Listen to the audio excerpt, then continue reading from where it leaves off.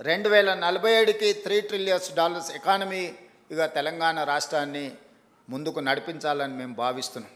ఈరోజు 2.5% జనాభా ఉన్న మనం దేశ ఆర్థిక వ్యవస్థలో 5% మనం జీడిపిని కంట్రిబ్యూట్ చేస్తున్నాం. తెలంగాణ రాష్ట్రం నుంచి జనాభా మోర్ ఆర్ లెస్ పెరగడం లేదు. తెలంగాణ జనాభాలో మేమిద్దరం మాకొక్కరు అనే పరిస్థితి వచ్చింది. అట్లీస్ట్ మేమిద్దరం మాకిద్దరు అనే వ్యవస్థ వస్తే మన జనాభా పెరుగుతుందేమో.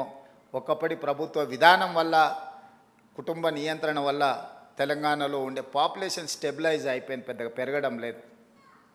కానీ ఆర్థికంగా పెరగడానికి అవకాశం ఉంది, పెట్టుబడులను ఆకర్షించడానికి అవకాశం ఉంది. ఈ పెట్టుబడులు ఈ రాష్ట్రంలో ఉద్యోగ ఉపాధి అవకాశాలను పెంపొందించడానికి అవకాశం ఉంది.